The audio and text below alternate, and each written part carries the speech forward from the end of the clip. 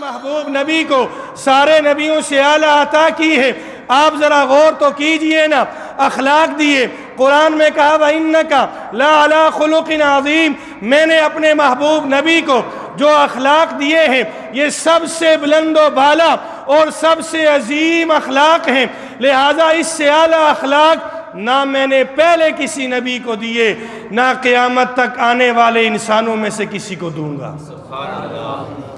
اخلاق میرے اور آپ کے نبی کے سب سے اعلیٰ ہیں، صفات میرے اور آپ کے نبی کی سب سے اعلیٰ ہیں، ازواج میرے اور آپ کے نبی کی سب سے اعلیٰ ہیں، بنات میرے اور آپ کے نبی کی سب سے اعلیٰ ہیں، صحابہ میرے اور آپ کے نبی کے سب سے اعلیٰ ہیں، قرآن اللہ نے دیا سب سے اعلیٰ، رمضان دیا سب سے اعلیٰ، ایاموں میں ایام جو یوم دیا جمعہ یہ بھی سارے ایام سے اعلیٰ، جو چیز دی ہے وہ سب سے اعلیٰ دی ہے۔ آج میری تقریر کا عنوان میرے اور آپ کے نبی کے اخلاق ہیں۔ ذرا میں اور آپ ذرا سوچئے تو صحیح، آج ہمارا معاشرہ کتنی پستی کے اندر جا چکا ہے۔ آج ہمارے اخلاق ایسے ہیں، کافر بھی انگلی اٹھاتا ہے، لوگ بھی کہتے ہیں جی کینیڈا کے لوگوں کے بڑے اچھے اخلاق ہیں، انگلینڈ میں رہنے والے لوگوں کے بڑے اچھے اخلاق ہیں، غیروں کے اخلاق کی تعریف ہو رہی ہے، اور جن کو اللہ نے سب سے اعلیٰ اخلاق دیے تھے، سب سے اعلیٰ کردار دیا تھا، سب سے اعلیٰ صفات دی تھی، آج میں اور آپ اس نبی کو ماننے والے، لیکن افسوس کی بات یہ ہے میرے اور آپ کے نبی، میرے اور آپ کے اخلاق آج اتنے گر چکے ہیں کہ آج کفار بھی ہمارے اخلاق پر انگلی اٹھا رہے ہیں۔ اور افسوس کی بات یہ ہے کہ ہم بھی جب آپس میں بیٹھتے ہیں، ہمارے معاشرے کے وہ لوگ جو اپنے اخلاق ٹھیک کرنے کے لیے تیار نہیں، اپنا کردار ٹھیک کرنے کے لیے تیار نہیں، اپنے اخلاق کو اپنے نبی کے طرز اخلاق پر ڈالنے کے لیے تیار نہیں، وہ بھی انگلی اٹھاتے ہیں۔ جن کے گھر والے ان سے تنگ ہوتے ہیں، جن کے بچے یہ کہتے ہیں کاش ہمارا والد باہر ہی رہے، جس کی بیوی ہاتھ جوڑ کے کہتی ہے تم باہر رہا کرو، وہ بھی آج انگلی اٹھا رہا ہے۔ میرے بھائیوں، آج رمضان مبارک کا آخری عشرہ اور اس رمضان مبارک کا آخری جمعہ، میں اور آپ یہ تہیہ کریں، یہ ارادہ کریں، میں نے اور آپ نے کم از کم آخری درجے میں اچھے اخلاق اپنانے کی کوشش کرنی ہے، ہمیشہ زبان سے سچ بولنا ہے، اپنے کردار سے سچائی کو ثابت کرنا ہے، اپنے اخلاق سے لوگوں کو دین کی طرف لانا ہے، اپنے اخلاق سے لوگوں میں محبت کو پھیلانا ہے۔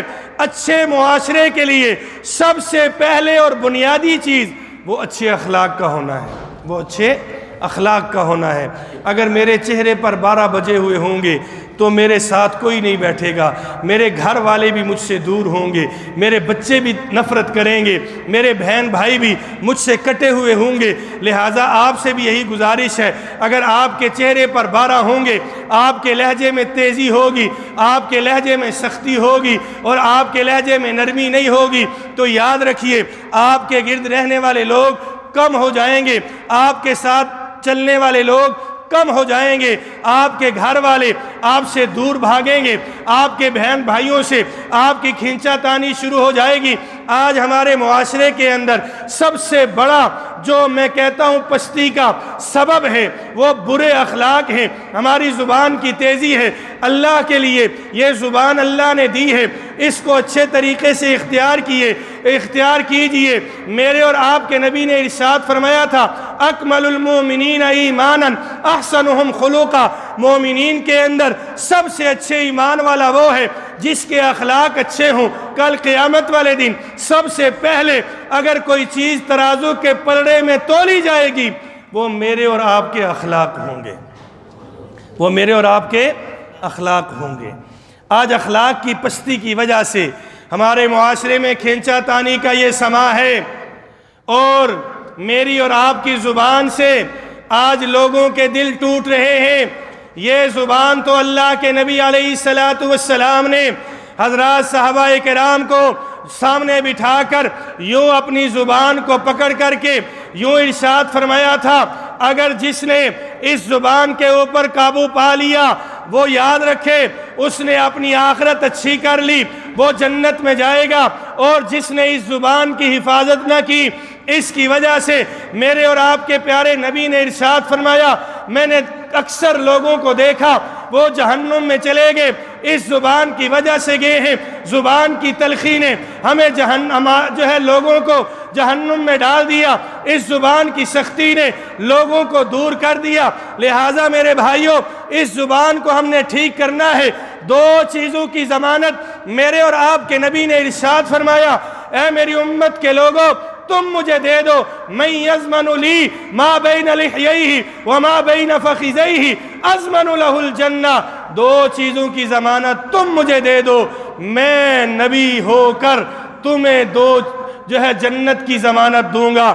ایک یہ کہ جو دو جبڑوں کے درمیان ہے جسے زبان کہتے ہیں، اس کی ضمانت تم مجھے دے دو، اور دوسرا وہ جو ناف اور گھٹنے کے درمیان سطر ہے، دو رانوں کے درمیان سطر ہے، اس کی ضمانت تم مجھے دے دو، میں نبی تمہیں جنت کی ضمانت دیتا ہوں۔ جنت کی ضمانت، دو چیزوں کی ضمانت ہم نے دینی ہے۔ کتنی چیزوں کی؟ کون کون سی ہیں؟ ایک زبان، ایک شرمگاہ۔ ایک زبان اور ایک شرمگاہ۔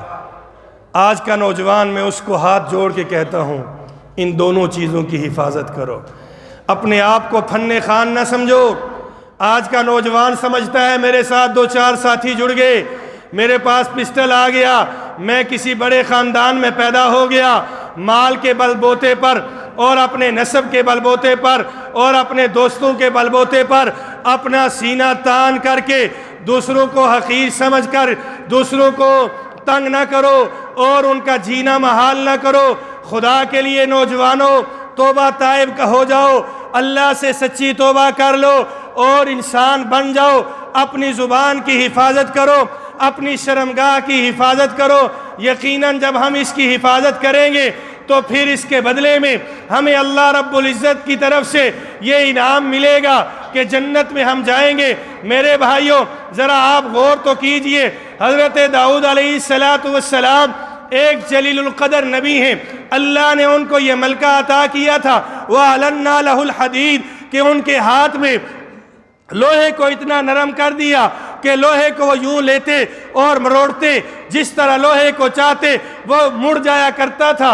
اور آپ علیہ السلام کے دور میں ایک حکیم انسان پیدا ہوئے جن کا نام لقمان تھا، ان کا تذکرہ بھی اللہ نے قرآن میں کہا ہے، پورا ایک رکوع آپ پڑھ کر دیکھیے۔ حضرت لقمان علیہ السلام کی شان میں اور ان کے فضائل میں اللہ نے اتارا ہے، یہ نبی نہیں تھے، اگرچہ اس میں اختلاف ہے، بعض علماء فرماتے ہیں نبی تھے، بعض فرماتے ہیں نبی نہیں اللہ کے ولی تھے۔ لہٰذا چلیں جو بات بھی ہے ہم اس بحث میں نہیں جاتے، لیکن حضرت داؤد علیہ السلام کنفرم نبی تھے، آپ تو نبوت کا تاج لے کر آئے۔ حضرت داؤد علیہ السلام نے ایک مرتبہ حضرت لقمان کو بلایا اور بلا کر فرمایا، اے لقمان، تجھے اللہ نے بڑی حکمت سے مالا مال کیا ہے، بڑی حکمت سے نوازا ہے، لہٰذا یہ بکری لے لو اور اس بکری کو ذبح کرو۔ ذبح کرنے کے بعد اس بکری کے جسم میں سے دو چیزیں جو سب سے زیادہ انسان کے جسم میں اہم کردار ادا کر سکتی ہیں اور انسان کو اچھا بنا سکتی ہیں، وہ دو چیزیں لے کر آ جاؤ، دو اعضاء لے کر آ جاؤ۔ حضرت لقمان گئے، بکری کو ذبح کیا اور دو چیزیں لے کر آئے۔ وہ دو چیزیں کون سی تھیں؟ بکری کے جسم میں سے ایک دل لے کر آئے اور ایک زبان لے کر آئے۔ حضرت داؤد علیہ السلام بڑے خوش ہوئے۔ عرصہ بیت گیا، عرصے کے بعد پھر حضرت لقمان کو بکری دی اور کہا اب جو اس بکری کے اندر سب سے بری چیزیں ہیں وہ لے کر آ جاؤ۔ حضرت لقمان نے بکری کو ذبح کیا، پھر وہی دو چیزیں، ایک دل ایک زبان لے کر حضرت داؤد کی خدمت میں حاضر ہوئے۔ حضرت داؤد علیہ السلام نے اب سوال کیا، کیا وجہ ہے؟ جب میں نے کہا جسم کے اندر جو دو چیزیں سب سے زیادہ اچھی ہیں وہ لے کر آؤ، تب بھی تم دل اور زبان لے کر آئے۔ اب میں نے کہا جو مبغوض ہیں، جو بری ہیں وہ لے کر آؤ، تب بھی تم دل اور زبان لے کر آئے۔ اس کی وجہ کیا ہے؟ حضرت لقمان نے بڑا زبردست جواب دیا۔ حضرت لقمان نے عرض کیا، اے خلیفۃ اللہ، اے اللہ کے خلیفہ آپ یہ یاد رکھیے یہ جو دو چیزیں ہیں نا یہ انسان کے جسم میں اہم کردار ادا کرتی ہیں. اگر دل بنا ہوگا سارے اعضاء ٹھیک چلیں گے. ظاہر ہے میرا دل چاہتا ہے اس چیز کو دیکھنا ہے, میری آنکھیں تب دیکھتی ہیں. میرا دل چاہتا ہے اس چیز کو سننا ہے, میرے کان تب سنتے ہیں. میرا دل چاہتا ہے اس کی طرف جانا ہے تب میرے قدم اٹھتے ہیں. میرا دل چاہتا ہے اس چیز کو پکڑنا ہے تب میرے ہاتھ پکڑتے ہیں. لہٰذا دل وہ ہے جو بن جائے تو انسان کے سارے اعضاء بن جاتے ہیں.